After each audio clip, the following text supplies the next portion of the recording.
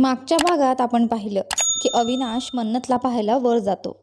आता पुढे इथे अविनाश मन्नतच्या रूममध्ये येतो, पण तिला तिथं न पाहून तो थोडा चिंतेत पडतो आणि मन्नतचं नाव घेऊन तिला हाक मारतो, पण तिला काहीच ऐकू येत नाही. तेव्हा अविनाश बाल्कनीत येतो, पण तिथंही मन्नत कुठं दिसत नाही. यावर तो अस्वस्थपणे म्हणतो, या वेळेला कुठं गेली असेल ती. असं म्हणत तो परत रूममध्ये येतो आणि जसं बाहेर निघतो समोरून येणाऱ्या मन्नतवर धडकतो. मन्नत खाली पडायला लागते, पण त्याआधीच अविनाश तिला आपल्या मजबूत बाहुपाशात अलगद सावरतो. तेव्हा मन्नतने घाबरून आपले डोळे बंद केलेले असतात, पण स्वतःला सुरक्षित वाटल्यावर ती हळूच डोळे उघडते आणि सरळ नजर अविनाशच्या डोळ्यात जाऊन भिडते. तर तिकडे अविनाशही तिच्या डोळ्यात पाहत राहतो. जगाचं भान विसरून दोघं एकमेकांत हरवलेले असतात. थोड्या वेळाने एक गार वाऱ्याचा झोत दोघांच्या मधून वाहून जातो आणि तेव्हाच अविनाश भानावर येतो. मन्नतला सरळ करत विचारतो, तुम्ही ठीक आहात ना. हे ऐकून मन्नत स्वतःला सावरत म्हणते, हो मी ठीक आहे, पण तुम्ही या वेळेला इथे काही काम होतं का. यावर अविनाश हलकंसं असत म्हणतो, नाही काही काम नव्हतं, फक्त इकडून जात होतो तर तुमच्या रूमची लाईट चालू दिसली म्हणून आलो.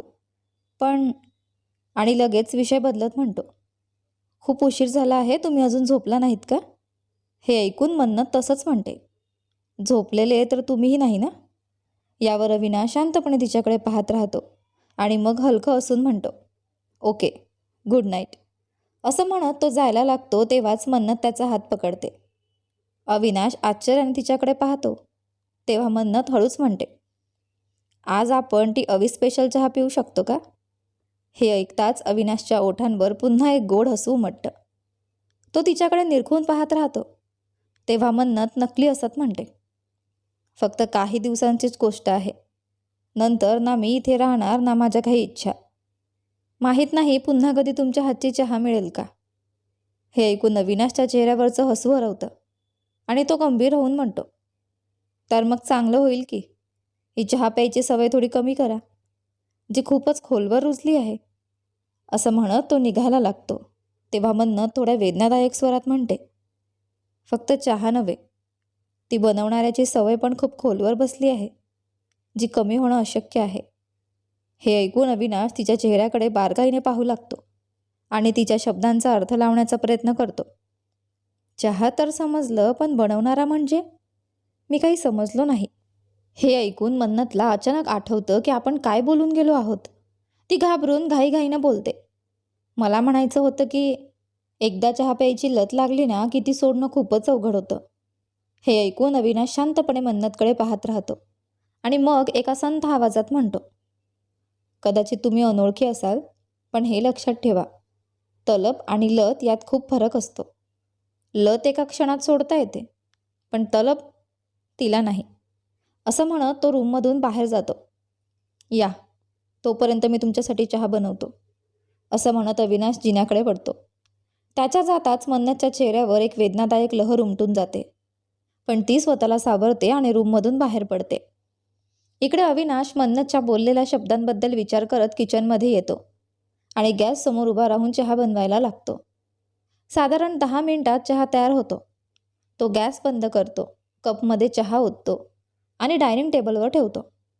मग स्वतः खुर्ची पुढे ओढून बसतो आणि मन्नतला येण्याची वाट पाहतो. काही वेळाने मन्नत खाली येते आणि समोर डायनिंग टेबलवर वाट पाहत बसलेल्या अविनाशला पाहते. ती त्याच्याजवळ येऊन उभी राहते. तेव्हा अविनाश म्हणतो, बसून घ्या आणि चहा प्या. हे ऐकून मन्नत टेबलावरचा चहा पाहत विचारते, तुमच्यासाठी नाही बनवला का.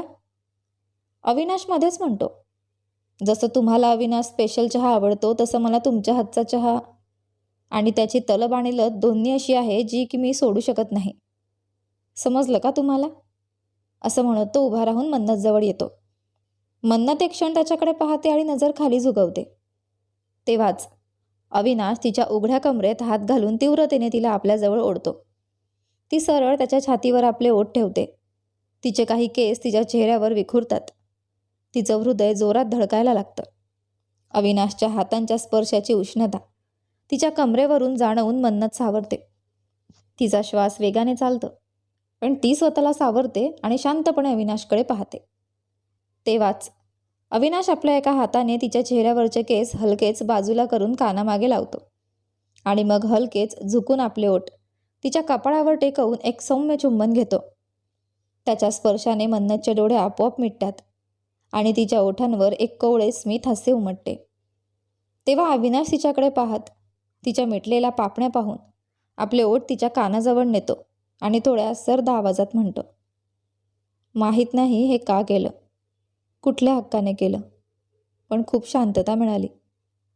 जर तुमचे तलब माझ्या चहासाठी असेल तर तुम्ही ती आहात जिच्या सवयीचा गळतपणा अटळ आहे, पण तो कमी होईल की नाही माहीत नाही.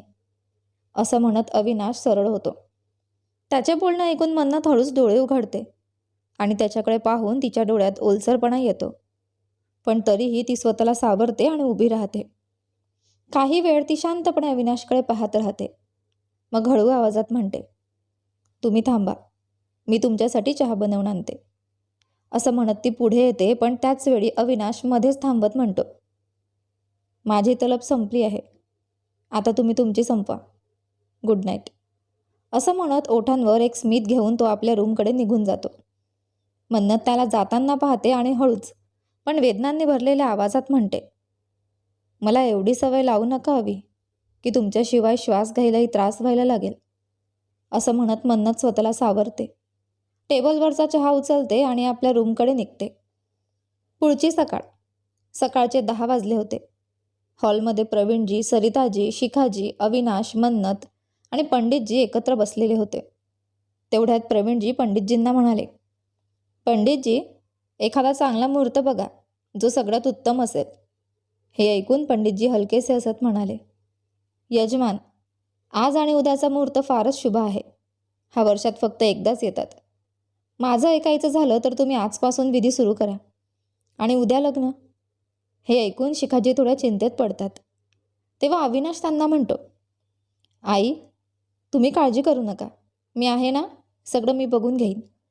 हे ऐकून शिखाजी म्हणतात, माहिती आहे माझ्या लेकरा, तू सगळं हाताळशील. ते ऐकून अविनाश एक हलके स्मित हास्य करतो आणि म्हणतो, मग तुम्ही चिंता सोडा आणि सगळ्यांना लग्नाबद्दल कळवा, मी ही सगळ्या तयारीसाठी निघतो. असं म्हणत अविनाश एक नजर मन्नतकडे टाकतो आणि निघून जातो. प्रवीणजी आणि सरिताजी उभं राहून शिखाजींना म्हणतात, चला, आपल्यालाही तयारी करायची आहे. हे ऐकून शिखाजी मान हलवून होकार देतात आणि प्रवीणजी, सरिताजी आणि पंडितजी तिथून निघून जातात. त्यांचं जाणं झाल्यावर शिखाजी चिंतेत म्हणतात, कसं होईल सगळं कोण जाणे. यावर मन्नत हलके हसत शिखाजींना म्हणते, सगळं होईल आई, तुम्ही काळजी करू नका. हे ऐकून शिखाजी प्रेमाने तिच्या डोक्यावर हात फिरवतात आणि म्हणतात, तू आहेस ना, मग मला काही चिंता नाही. बरं, तू पटकन इशी आणि मिहूला हळदी आणि मेहंदीसाठी तयार कर. संध्याकाळी संगीतही आहे ना, जा लवकर. तोपर्यंत मी नातेवाईकांना फोन करते. असं म्हणत शिखाजी आपल्या खोलीकडे जातात आणि मन्नत जिन्याकडे वळते. राठोड निवास, राघवचं घर. राघव आपल्या खोलीत बसून प्रथमबद्दलच विचार करत असतो. तेव्हाच त्याचा फोन वाजतो. तो फोन न पाहताच उचलतो आणि कानावर ठेवतो. फोनच्या दुसऱ्या बाजूला प्रथमचा आवाज येतो, नाराज आहेस हे माहिती आहे, पण बोलणं बंद करून तू मला. राघव मध्येच शांत पण ठाम आवाजात म्हणतो, काय फरक पडतोय की मी नाराज आहे की नाही, तुला जे करायचं होतं तू ते केलंच.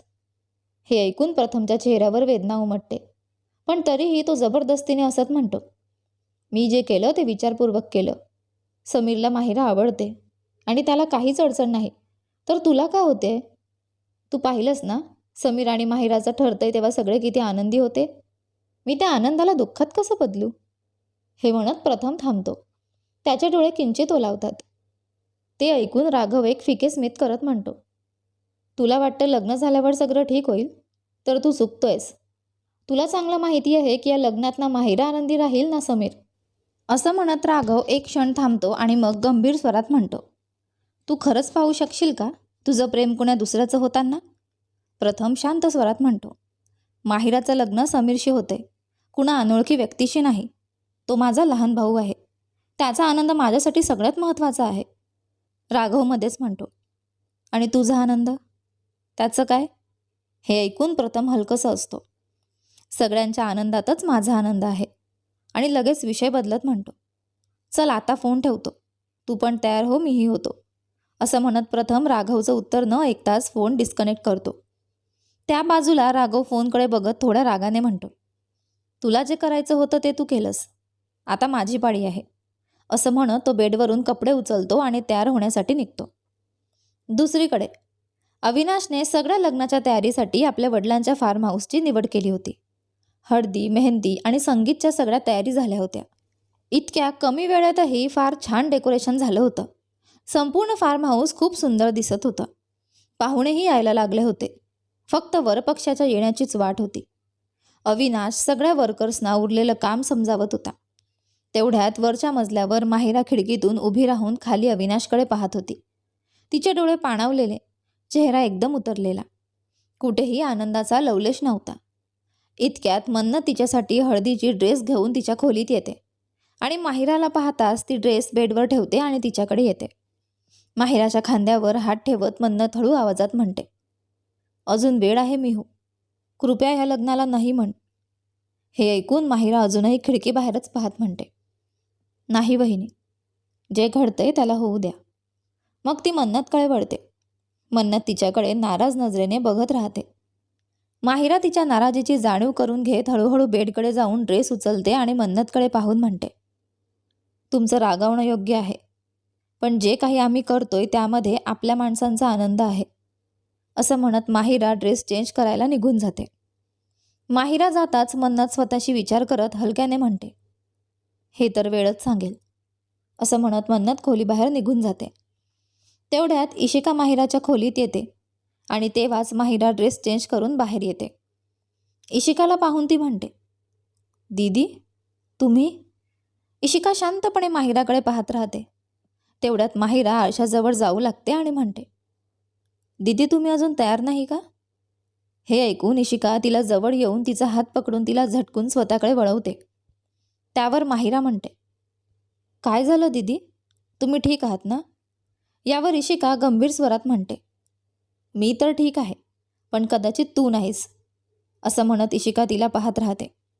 त्यावर माहिरा एक बनावटी स्मित करत म्हणते, मी अगदी ठीक आहे. इशिका मध्येच रागाने म्हणते, बस कर, आता एक शब्दही नाही, समजलीस? असं म्हणत इशिका तिला रागाने पाहू लागते. इशिका रागाने माहिराकडे पाहत राहते आणि त्याच वेळी माहिरा तिच्या रागाने घाबरून आपलं डोकं खाली झुकवून उभी राहते. म्हणजे तिचे अश्रू लपवण्याचा प्रयत्न करत असते. तिची हिंमत होत नाही की ती इशिकाकडे पाहू शकेल.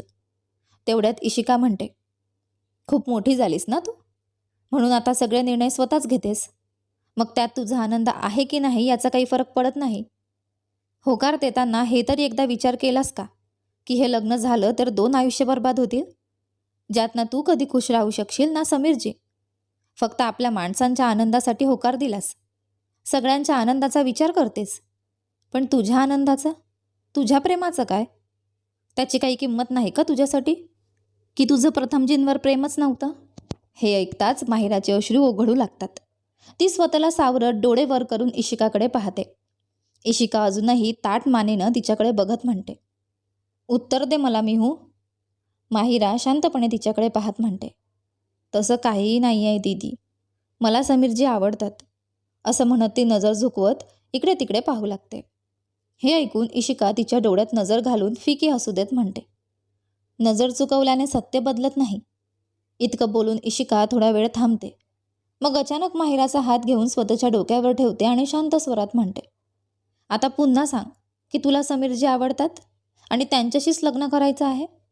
इशिका तिच्याकडे रोखून बघत राहते, पण माहिराची हिंमतच होत नाही. ती गहीवरून गळ्याला अडखळत म्हणते, प्लीज दीदी, जे होतंय त्याला होऊ द्या.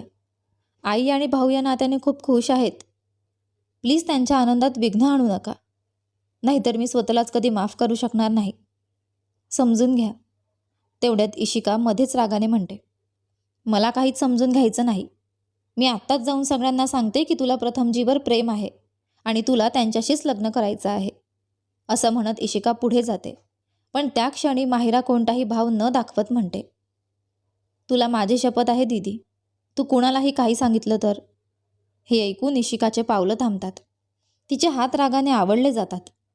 ती मागे वळून नाराजीने माहिराकडे पाहते आणि म्हणते, ठीक आहे, मी कुणाशी काही बोलणार नाही, पण आजपासून मी तुझ्याशीही काही बोलणार नाही. असं म्हणत इशिका खोलीतून बाहेर निघून जाते. तिचं हे बोलणं ऐकताच माहिराचे अश्रू आवरत नाहीत आणि ते ओघळू लागतात. सुमारे 1 तासानंतर वरपक्ष येतो आणि विधी सुरू होतात. एका बाजूला वरपक्षाच्या तर दुसऱ्या बाजूला वधूपक्षाच्या हळदी आणि मेहंदीच्या समारंभाची गडबड असते. माहिरा मात्र कोणताही भाव न दाखवता शांतपणे आपल्या हातांवर मेहंदी लावून घेत असते. तेवढ्यात मेहंदी लावणारी बाई माहिराला विचारते, ताई, तुमच्या होणाऱ्या नवऱ्याचं नाव काय आहे? पण माहिराला तर जणू काही ऐकूच येत नव्हतं. तरीही मेहंदीवाली पुन्हा विचारते, पण माहिरा काही उत्तर देत नाही. माहिराजवळच बसलेली मन्नत मात्र तिच्या अवस्थेला समजू शकत होती. आणि इशिका, ती आपला राग आतमध्ये दडवून शांतपणे मेहंदी लावत बसलेली असते. माहिरा काहीच न बोलल्यावर मन्नत मेहंदीवालीकडे म्हणते, हां, समीर नाव आहे. तुम्ही फक्त त्यांच्या नावाचं पहिलं अक्षर घालून द्या. हे ऐकून मेहंदीवाली मान डोलावत समीरच्या नावाचं एस घालायला जात असते. तेव्हाच काही मुलं तिथे येतात आणि मन्नतला म्हणतात, दीदी, आम्हालाही मेहंदी लावायची आहे. हे ऐकून मन्नत हलकंसं हसत म्हणते, अच्छा, म्हणजे तुम्हा सगळ्यांनाही मेहंदी लावायची आहे? ठीक आहे, लावून देऊ, पण आधी नवरीला लावू दे, त्यानंतर तुमचा नंबर आहे, बरोबर? हे ऐकून मुलं नाराज होतात आणि हट्ट करू लागतात की त्यांना आत्ताच मेहंदी पाहिजे. त्याच गडबडीत मेहंदीवालीचा हात थोडा हलतो आणि एस ऐवजी माहिराच्या हातावर चुकून पी नावाचं अक्षर बनून जातं. तेव्हाच मन्नत म्हणते, चला चला, माझ्यासोबत या, मी लावते तुम्हा सगळ्यांना मेहंदी. हे ऐकून सगळी मुलं खूप खुश होतात आणि मन्नत त्यांना घेऊन जाते. मेहंदीवाली मात्र घाबरून गेलेली असते, म्हणून ती त्या पी अक्षराला डिझाईनमध्ये लपवून टाकते, जेणेकरून कुणालाच दिसू नये. आणि उरलेली मेहंदी लावल्यानंतर माहिराला म्हणते, दीदी, झाली तुमची मेहंदी. हे ऐकताच माहिरा भानावर येते आणि हातावरची मेहंदी पाहते. पुढच्या क्षणी तिचे डोळे पाणावतात. दुसऱ्या बाजूला मन्नत सगळ्या मुलांच्या हातावर एक एक करत मेहंदी लावत असते. तेव्हाच 5-6 वर्षांची एक मुलगी तिथे येते. बाकी मुलांकडे पाहून मन्नतला म्हणते, दीदी, तुम्ही सगळ्यांना मेहंदी लावली, पण स्वतःच्या हातावर नाही लावली, तर मी तुमच्या हातावर मेहंदी लावू का? हे ऐकून मन्नत प्रेमाने विचारते, तुला मेहंदी लावता येते का ग? मुलगी म्हणते, हो ना दीदी, मी ना मेहंदीने कुणाचंही नाव लिहू शकते, फुलं पण काढू शकते, तुमच्या हातावर पण छान छान बनवते. हे ऐकून मन्नत हलकंसं हसत म्हणते, ठीक आहे, तुला जे काही बनवायचं आहे ते बनव. मुलगी खुश होऊन मन्नतच्या जवळ जमिनीवर बसते आणि मेहंदीचा कोन उचलून मन्नतच्या हातावर मेहंदी लावायला लागते. मुलीचा उत्साह पाहून मन्नत गोड हसत मेहंदी लावू लागते. पण पुढच्या क्षणी तिच्या डोळ्यात आश्चर्य उभं राहतं, कारण तिच्या हातावर अविनाश नाव दिसतं. हे पाहून ती चकित होऊन त्या मुलीकडे बघते आणि लगेचच आपला हात मागे घेत म्हणते, हे नाव का घातलंस तू? त्यावर मुलगी निरागसपणे म्हणते, माहीत नाही दीदी, मी तर माझंच नाव अविना घालत होते, पण काहीतरी वेगळंच घडलं, सॉरी दीदी. हे ऐकून मुलगी थोडी उदास होते. मन्नत मात्र हसून प्रेमाने म्हणते, काही नाही ग, मी हे दुरुस्त करेल, तू आता जा आणि आपल्या मित्रमैत्रिणींबरोबर खेळ. हे ऐकून अविना आपल्या सगळ्या मित्रमैत्रिणींबरोबर वरपक्षाकडे जाते. थोड्याच वेळात हळद आणि मेहंदीच्या सगळ्या विधी पूर्ण होतात. मग मन्नत इशिका आणि माहिराला त्यांच्या खोलीत घेऊन जाते. पण या सगळ्या रस्मांदरम्यान इशिकाने ना माहिराकडे पाहिलं ना तिच्याशी बोलली, आणि हेच माहिराच्या वेदनेला अधिक खोल करत होतं. मन्नत दोघींना वर घेऊन जाते आणि जसं ती माहिराच्या खोलीकडे वळते तेव्हाच इशिका मध्येच थांबत म्हणते, मन्नू, मला माझ्या खोलीत जायचं आहे. हे ऐकून मन्नत एक नजर माहिराकडे पाहते, जी अश्रूंनी डोळे भरून इशिकाकडे पाहत होती. तेव्हाच इशिका मुद्दाम माहिराला ऐकवते, जे लोक स्वतःचे निर्णय स्वतः घेतात, मनात येईल ते करतात, त्यांच्यासोबत एका खोलीत राहून आपल्याला परक वाटतं, म्हणूनच बरं होईल की तू मला माझ्या खोलीत घेऊन चल. हे ऐकून मन्नत शांतपणे मान डोलावते आणि माहिराला तिच्या खोलीत सोडून इशिकाला तिच्या खोलीत घेऊन जाते. दोघींना त्यांच्या रूममध्ये सोडल्यानंतर मन्नत खाली येते आणि स्वयंपाकघराकडे वळते. तेवढ्यात मागून राघव आवाज देतो, मन्नत. राघवचा आवाज ऐकून मन्नतची पावलं थांबतात. राघव तिच्याजवळ येऊन हळूच म्हणतो, जर तुला काही गैर वाटत नसेल तर मी थोड्या वेळासाठी इशिकाला भेटू शकतो का? हे ऐकून मन्नत एक क्षण राघवकडे बघते आणि हळूच मान डोलावत म्हणते, आपण वर या, मी मागचं दार उघडून देते. असं म्हणत मन्नत परत वर जाते. तर दुसरीकडे राघवही आजूबाजूला बघत वर जायला लागतो. तेव्हाच प्रथम समोर येतो आणि विचारतो, ए, वर कुठं चालला आहेस? हे ऐकून राघव एक क्षण प्रथमकडे बघतो, जो काहीसा जास्तच हसत असतो. प्रथम लगेच चिडवत म्हणतो, ओ, म्हणजे आत्ता कळलं, तू बहिणींना भेटायला चाललायस? राघव मध्येच थांबवत चिडून म्हणतो, चांगलं होईल की हे सगळं नाटक तू त्यांच्यासमोर कर, जे अजूनही तुझ्या खऱ्यापणाला ओळखत नाहीत. माझ्यासमोर नाही, समजलं? हे ऐकून प्रथमच्या चेहऱ्यावर क्षणभर वेदनेची एक लहर उमटते. तो काही बोलणार इतक्यात समीर येतो आणि प्रथमला विचारतो, भाऊ, तू काल कोणत्या शैतानाला एअरपोर्टवरून घ्यायला गेला होतास, ते तरी सांग. हे ऐकून प्रथम हलकंसं हसत समीरला म्हणतो, मी कृषिकाबद्दल बोलतोय. काल ती हॉस्टेलमधून परत आली ना, तर मी तिलाच घ्यायला गेलो होतो. कृषिका नाव ऐकून समीर थोडा चकित होतो आणि प्रथमकडे पाहतो. प्रथम पुन्हा म्हणतो, ही तीच कृषिका जिला तू ऑफिसमध्ये त्रास द्यायचास, जाणून बुजून तिला जास्त काम देत होतास? हे ऐकून समीरच्या ओठांवर गोड हसू उमटतं आणि तो म्हणतो, ओ, म्हणजे तू कृषाबद्दल बोलतोयस? प्रथम म्हणतो, म्हणजे शेवटी तुला आठवण आलीच. समीर थोडा इकडे तिकडे पाहत म्हणतो, हां, पण ती कुठं आहे, दिसत नाही आहे. प्रथम म्हणतो, बस येते आता. तो बोलायच्या आधीच दरवाजाकडे नजर जाताच त्याला कृषाही आत येताना दिसते. तो लगेच म्हणतो, घे, आली, असं म्हणत प्रथम पुढे सरसावतो. त्याचं ऐकून समीर मागे वळून दरवाजाकडे पाहतो, पण त्याला फक्त कृषाची एकच नजर दिसते, कारण प्रथम तिच्या समोर असतो. राघव ते बघून मनातच म्हणतो, गधड्या, जिला लग्नासाठी हो म्हणायला हवं होतं तिला तर केलंच नाही, आणि ज्याच्यावर प्रेम करतोयस त्याच्या भावना तू अजूनही ओळखत नाहीस.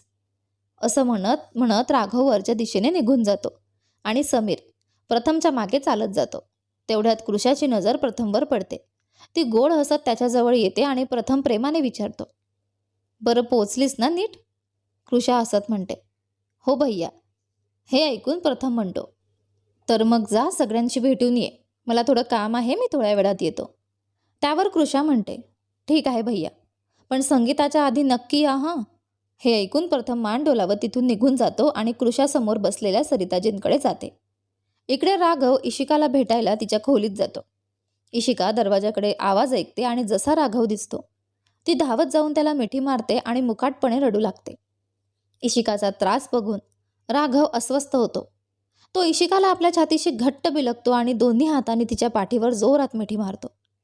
थोड्या वेळाने इशिका हुंदका देत म्हणते, ती असं का करत आहे राघवजी? हे ऐकून राघवच्या चेहऱ्यावरचे भाव बदलतात. तो गंभीरपणे म्हणतो, त्यांना जे करायचं आहे ते करू दे. आता तू तिच्याशी जास्त बोलायचं नाही. जे घडत आहे ते घडू दे. देवाच्या इच्छेने सर्व काही ठीक होईल. असं म्हणत राघव इशिकाला स्वतःपासून थोडं दूर करतो, पण तिच्या अश्रूंना पाहून त्याचं हृदय तडफडतं. इशिका अश्रूंनी भरलेल्या डोळ्यांनी त्याच्याकडे पाहत राहते. क्षणभरात तिचे अश्रू गालांवरून ओघळतात. राघव तिचा चेहरा हातात घेतो, आपल्याजवळ ओढतो आणि तिच्या कपाळावर प्रेमाने एक हळवा किस घेतो. इशिकाच्या डोळ्यांनी आपोआप मिटून घेतलं. तेव्हाच राघव तिच्या गालांवरचे अश्रू आपल्या ओठांनी अलगद पुसतो आणि पुन्हा तिला आपल्या छातीशी घट्ट बिलगून घेतो. इशिका शांतपणे डोळे बंद करून राघवच्या कुशीत विसावते. सुमारे 20 मिनिटांनंतर राघव तिला स्वतःपासून अलग करतो. इशिका स्वतःला सावरत उभी राहते. तेव्हाच राघव शांत आवाजात म्हणतो, तुझ्या डोळ्यातले अश्रू मला अजिबात आवडत नाहीत, मग ते कुठल्याही कारणाने काय होत.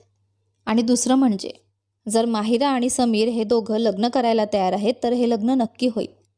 हे ऐकून इशिका एक क्षण राघवच्या डोळ्यात पाहत हळूच म्हणते, पण अशा लग्नाचा काय उपयोग ज्यात फक्त एका व्यक्तीची इच्छा आहे आणि दुसऱ्याने केवळ आपल्या लोकांच्या आनंदासाठी ते कबूल केले आहे. काय समीरजी माहिरासोबत खरंच आनंदी राहतील का?